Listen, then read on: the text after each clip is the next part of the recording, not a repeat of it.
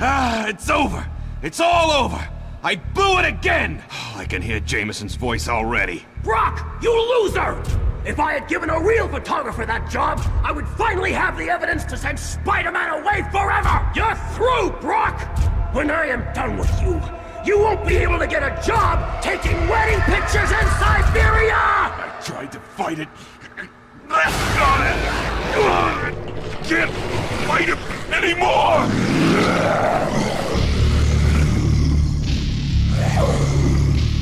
Again, innocence falls prey to the evil of Spider-Man. Knock, knock. Let your friendly neighborhood ELT in, because, ladies and gentlemen, the reviews are in, the early reviews, I should say, for the Venom movie, and as you can see, it ain't looking so hot. No. Currently, as of right now, it is October 3rd.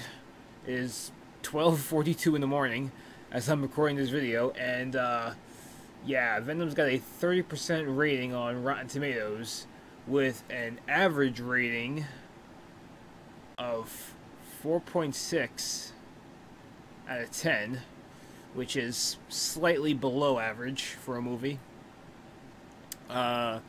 27 reviews, 8 of them are fresh, and a whopping 19 are rotten so far, which is, you know, disappointing, even though you kind of saw this coming. I mean, when you think about me personally, for most of you that have been following along, I really wasn't a fan of the first trailer that they released for Venom. The other remaining trailers, though, with actually having Venom in them, I thought were actually pretty good.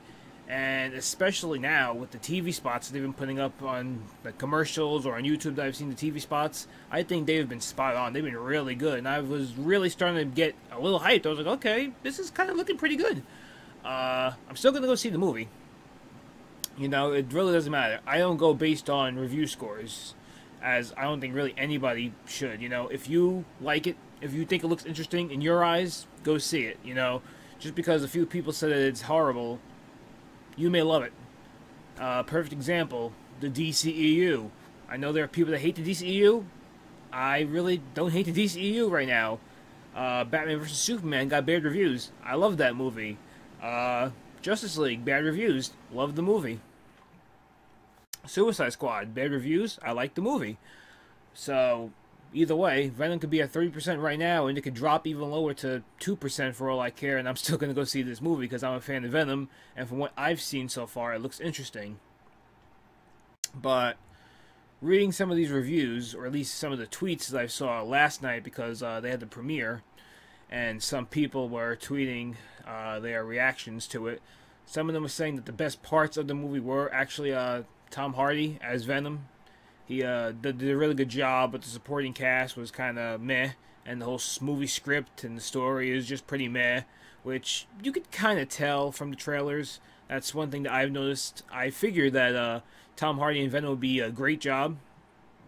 However, based on the trailers, the main villain looks boring, the supporting cast looks just there, just to be there.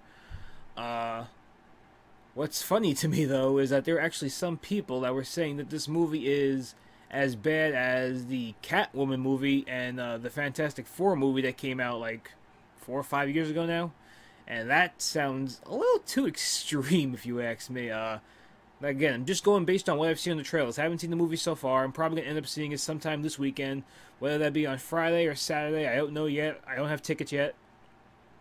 But saying that this movie is as bad as Catwoman and Fantastic? Really? I'm not seeing it over here. I am definitely not seeing it. But anyway, let's scroll down. You can see the reviews. We got our top critics. A lot of them are rotten. So, out of all the top critics, we got two of them say that the movie is good, and a whopping 1, 2, 3, 4 of the top critics say that the movie is bad. Let's see. It's a mess, but wow, is it ever a fun, fascinating mess. And you know what? That's probably the best quote out of all of this right now. That's kind of how I felt leading into this. I thought that this movie was probably going to end up being a mess, but it may end up being good, especially the action scenes with Venom. That may end up being what sells this movie for me and gets it past a 4.6 in my book. Venom feels like pretty weak poison. Okay, if you say so. A significant problem in a film full of them is that Eddie comes off as dope. Dope? What? I haven't even seen the movie yet, but still, it's like, what? I mean, again, haven't seen the movie, but some of these reviews, you read it and it's just like, what? What are you talking about? Never rises above bombastic and busy, which is something I never thought I'd say about a movie starring 3 aces like Hardy, Ahmed, and Williams. Okay, that's from Entertainment Weekly, which, yeah, Entertainment Weekly. I'm going to trust Entertainment Weekly. Sure. If you replace Tom Hardy for Steve Martin in All in Me and switched out Lily Tomlin for Wade, shoot out Black, and look at this, you have Venom. That's from The Wrap. I have no idea because I didn't see all those other movies, so I have no idea what he's talking about. A top critic with a fresh rating. Okay. This radical different approach would surely be jarring to some, but the fact that this movie could never exist in the same world as Captain America Civil War, despite hailing from the same brand of comics, is part of its charm.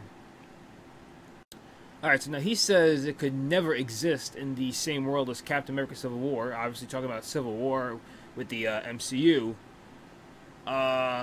There's been a lot of conflicting reports as to whether or not this movie is actually going to ever be in the MCU in some way, shape, or form. I think we all knew pretty much right away that it was never going to be fully within the MCU. Like, you're not going to see Tom Hardy interacting with the other Avengers. It's really Spider-Man, the MCU Spider-Man, that a lot of people really care about. Is Tom Holland, I mean, get those confused, Tom Hardy, Tom Holland, get those confused.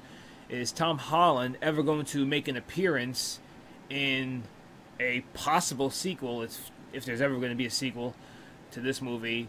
Or is Tom Hardy ever going to make an appearance in a Tom Holland Spider-Man movie? That I doubt. The other way around, though, may happen. It depends on, I guess, box office. See how well this does at the box office, and see how well it does with not only these critics, which is not doing too well right now, but with the fan response. If the fans really like Tom Hardy as Venom, maybe this does get a sequel, and maybe, by some slim chance, we may get a cameo from Tom Holland's MCU Spider-Man. But as of right now, the odds of that aren't looking really good, unfortunately.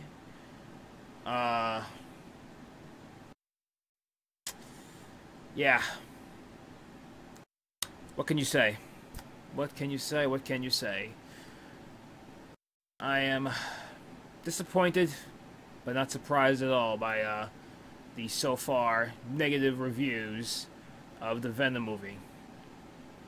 But like I said before, and I'll say it one more time, I'm still going to go see this movie despite the negative reviews, as I believe anybody should go see any movie. Who cares about review scores? If the movie looks interesting to you, go see it. Do not go skip out of the movie just because the reviews say it's terrible.